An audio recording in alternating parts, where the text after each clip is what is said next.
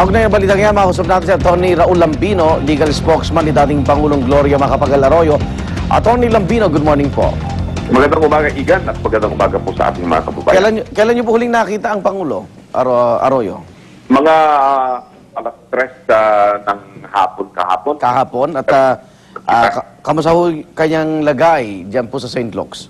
Nung umalis po ako sa St. Luke's ay gusto na pong magpahinga na rin ni dating Pangulong Arroyo kasi nga po ay magmula nung gabi nang siya po ay napunta doon sa NAIA para nga po sana ay makabiyahe ng Singapore ay hindi pa po siya nakakatulog ng mabuti hanggang kahapon nung ako po ay bumisita sa kanya magmula ng alas 11 hanggang alas 3 ng hapon.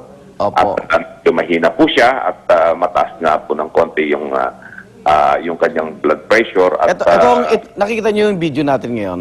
Ito Opo. ho yung gabi. May escalator naman ho Bakit to...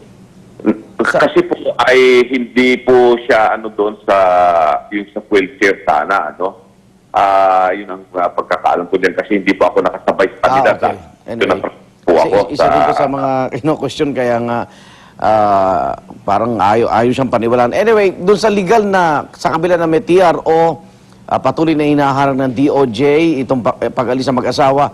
Ano na ho ang susunod yung habangin? Alam ko magsasampa kayo ng contempt charge laban po kay Justice Secretary Laila de Lima sa Supreme Court mismo? Opo, inihanda po natin yon.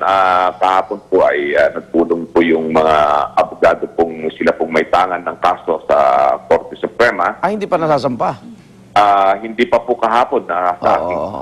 Pero sa ngayon po ay baka po maisampa po yung mga motion o mga reklamo po ng contempt laban po kay Secretary de Lima. Yung tangka pong pag-alis kayo ng mag-asawa, hindi na rin po tuloy?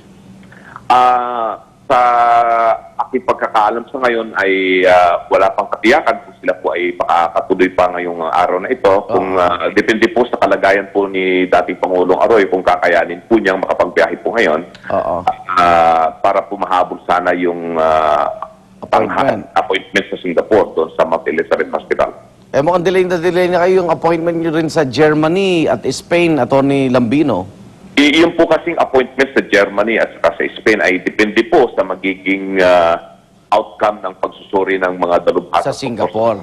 Yan, pero dahil nga po mauuna yung Singapore, kung sapat na rin po yung pag-examine sa kanya ron at yung pagsusuri sa kanya ay baka hindi na rin po tutuloy ng Spain at saka Singapore at babalik na po sa Pilipinas. Kaya lang po, inilagay po yung mga itinerary patungo pa rin po siya ng Singapore at saka sa Germany sa aking pagkakaalam ay kung sasabihin ng mga dalubhasang tukto sa Singapore na kinakailangan pa magpatingin ng second or third opinion, ay pwede pa rin po siyang tubuloy ng Singapore sa Spain o kaya sa Germany. Okay, maraming salamat po, Atty. Lambino.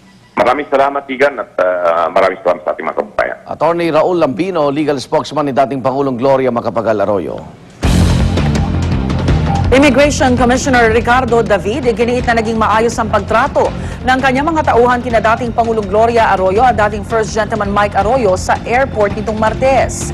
Sumunod din lang daw sila sa utos ng Department of Justice, kaya hindi pinayagang makaalis ng bansa ang mag-asawang Arroyo. Narito ang report ni Marisol Abduraman. Hindi raw totoong binastos ng mga tauhan ng immigration mag-asawang Arroyo nang pigilan nila ang mga ito na lumabas ng bansa. Ang instruction ko naman, wag nang pigilan kasi anyway, they will be